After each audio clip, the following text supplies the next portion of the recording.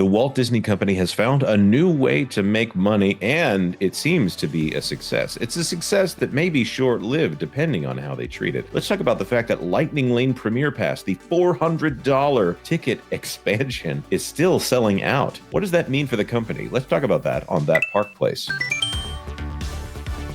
Hello, I am Jonas J. Campbell, an investigative reporter for That Park Place, and here with me is the guy that I go to for all of my theme park questions, Mr. VashSky. Vash, I just need an hour and a half of your time to tell me all of your thoughts on Lightning Lane Premier Pass. Are you ready? Only an hour and a half? Man, that's not enough time, Jonas. We have to explain it first. I mean, come on. Yes, starting in 1955. Anyways, Lightning Lane Premier Pass sold out at Walt Disney World Parks into 2025. This from WDWNT. And Shannon Ace, Lightning Lane Premier Pass has sold out for 3 Walt Disney World theme parks on New Year's Eve and upcoming dates, including into 2025. I'm going to guess that the park that it's not selling at is probably Animal Kingdom, and I think there's a reason that Animal Kingdom is remaining. We previously reported on the all-inclusive Lightning Lane Pass selling out for several days at Magic Kingdom and Disney's Hollywood Studios for Christmas week. Here are the current sold out for those 2 parks and Epcot. Wow. So sold out to December 31st at Epcot. It sounds like Animal Kingdom is still on that list. I guess right. Park passes are also gone for New Year's Eve at Magic Kingdom and Epcot. Both parks will feature special fireworks shows. Lightning Lane Premier Pass is available for Disney's Animal Kingdom for all dates. Oh dear. I feel like that park is, if Bob Iger ever figures out that no one goes to that park, I think he's going to probably start to help it be a quote unquote better park. And I'm terrified for what that might mean for all those poor animals out there at the Kilimanjaro Safari. Just for those of you who don't know what Lightning Lane Premier Pass is, Vash, do you want to explain that here to our guests? Yes. Let's explain to our guests. You'll remember that there was a little thing called fastpass at a certain point. Fastpass allowed you to receive a ticket for a return time for your favorite attraction, and then when you actually came back, you were put into a separate line, that being the fastpass line. Well, that line was rebranded to Lightning Lane, and so Premier Pass Lightning Lane allows you access into that Lightning Lane line without a reservation required. So unlike FastPass or even Lightning Lane Multipass or Single Pass, there is no reservation time that you'll be returning to.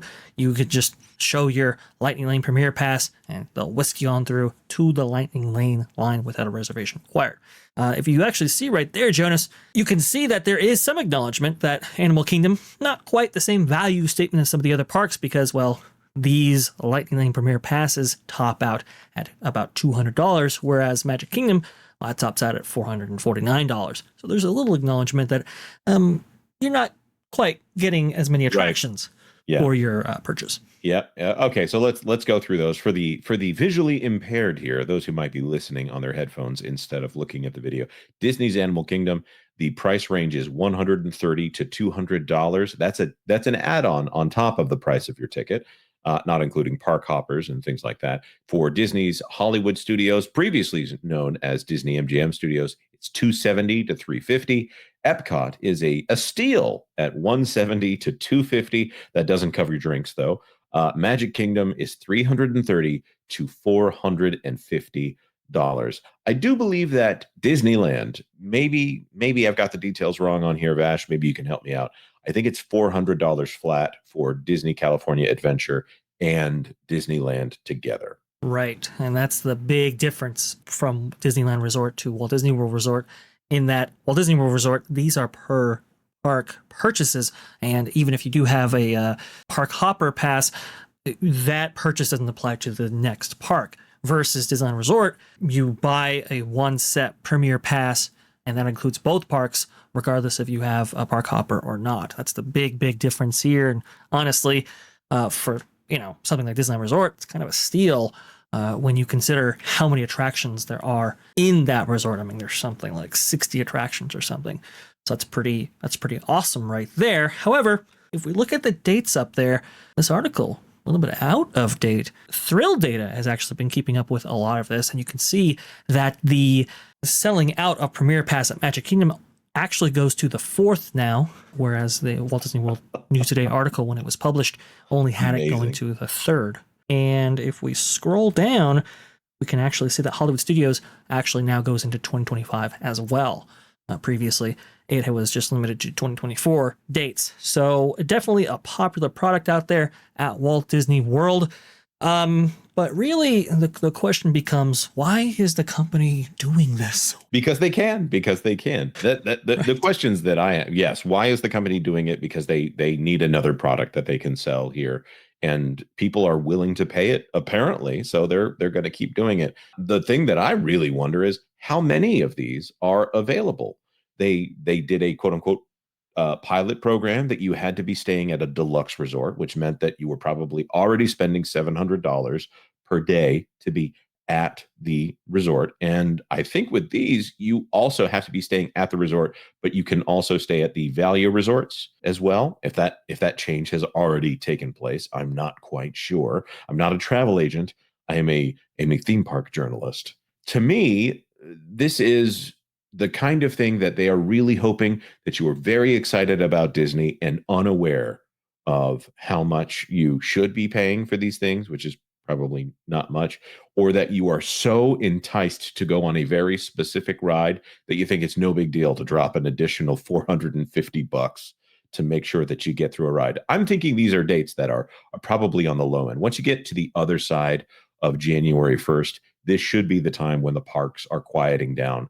I'm just going to tell you, if I were going on these dates, I wouldn't buy a single lightning lane myself because they're supposed to be pretty quiet after the first of the year. Ash, has Right. that been your experience? That has been in my experience, yes. At Disneyland, it plays out a little bit more aggressively because Disney likes to use that time period to take down a ton of attractions for refurbishment and so forth. So not only are you getting less crowds just because people have already gotten their holiday fill and you have the holiday decorations coming down, but at least at Disneyland, you're getting a lot less crowds because, well, there aren't as many attractions available and people opt for other theme parks or other things to do in the meantime right there. I've heard the same trends for Walt Disney World as well. Actually, we can actually look at that right here with Thrill Data again, providing some great. data on Great. We average should all wait go to times. Thrill Data and just read them every single day. Wait, Yes. it's hard data, so it's a little bit hard to interpret at times. A little hard to interpret at times for sure. This is the Magic Kingdom monthly average wait time, broken down, like I said, by month. You can see right here that in most recently, the trend has been very, very low. That kind of gets us back to why they might actually be doing this.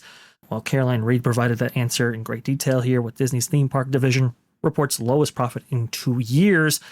The company sees this attendance decline and is looking to offset that by, well, increasing the price for everything that you purchase inside. That being maybe perhaps 2,000 food items across Walt Disney World Resort or Premier Pass in order to make up for that attendance shortfall right there. It's a bold strategy, Cotton. We'll have to see if it pays off. But you can see how the trend line of when the holidays come into place, that's when you get enhanced attendance. And then they usually slope off right there, right after. They're in a very difficult position, Jonas, because they don't necessarily have the capital expenditure right now in order to do something about the offerings at Walt Disney World Resort currently. So what do they do in order to make up for that revenue decline? They just charge more.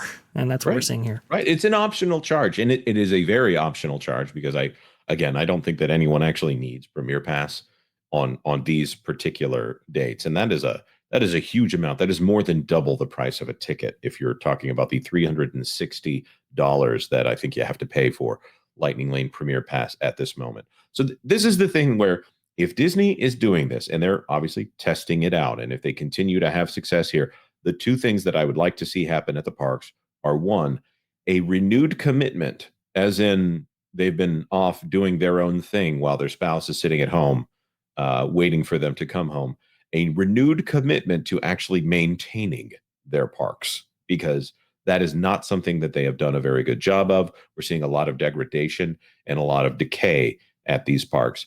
The other thing that I would like to see them do is to get rid of Lightning Lane multipass. I get it for single pass that if somebody wants to pay $12 to go into that line, okay, that's fine. That's still kind of a steal. To me, it's kind of tacky that they offer the product, but whatever. The thing that we often say that Universal has a similar offering and it is priced expensive enough that it doesn't affect the average guest. You see an empty express lane pass line instead of seeing a long line like they did before they did the DAS changes that they made in order to make DAS more exclusionary, probably more exclusionary than it needed to be by any standard. So I think this is something that, from a bottom line standpoint, Disney could be headed in the right direction here, but they have to use this money to actually fix their parks. Maybe they could also stop spending $750 million making dumb series for Lucasfilm that no one watches. And maybe, just maybe, if they get rid of multipass, they can cure some of that degree in Disney that people have to have in order to do these parks. To have people look over there and say, hey, what's that Lightning Lane Premier Pass? How much does it cost? Oh, no, thank you. Oh, I'm rich and I can do this when I go to Disney? Okay. Or if you've got that many people in your party, ask for a plaid. And if you don't know what that means that you can get a VIP tour of the park with your own specialized tour guide that will take you through. And I think those are even better than Premier Pass, if I'm not mistaken. At a certain number of guests, it might actually be worth it to do that instead of Lightning Lane Premier Pass. So, Vash, do you have any thoughts here before we wrap this one up? Yes, many thoughts, actually, indeed. One of them being that you are right. Disney has been funneling all their capital expenditure money, including what they actually make from the parks, into streaming and all their other entertainment ventures, and it really has not paid off for them. Meanwhile, the parks have atrophied to the point where now they're having to make up for these budget shortfalls from essentially not adding anything to these parks, actually charging and so forth, as you see in the story right here. Now, Alan Bergman did speak to Vulture, and I will say, he seemed to be really focused on the bottom line and how much they were actually spending towards these projects. Hopefully, we can reduce spending on the streaming side, which I'm sure they're going to have to anyway, because obviously they want to show a revenue increase from that streaming service or DTC division there. And perhaps some of that money could be funneled back into the parks. We know that there is going to be billions of investment for these theme parks here, but I mean, honestly, it's a little low when you consider how much that is per year. So hopefully we can start to, make up for some of the decay that we've been experiencing here. I mean, hopefully it doesn't come out on our wallets like Premier Pass has and some other nickel and diming schemes that the Walt Disney Company has been implementing so far. We'll see. Yep. I never thought I would endorse something as exorbitant as Premier Pass. I think it's the fact that they advertise it as if everyone should do it. They don't advertise the VIP tours. They're on the website, but they don't advertise it in the same way. So Disney, good for you if this works, if you stick the landing, which you still have not done. But that being said, we want to know everyone else's thoughts on this in the comment section down below. I know, obviously, me saying that a $450 pass per person is probably not the most popular of takes. That's okay. Let me know your thoughts in the comment section down below. Like this video if you found it helpful in any way. And of course, consider subscribing to That Park Place for all the news that should be fun. Thanks for watching That Park Place News. For more information, consider checking out www.thatparkplace.com. And don't forget to subscribe, share, like, and send this out on your favorite social media accounts.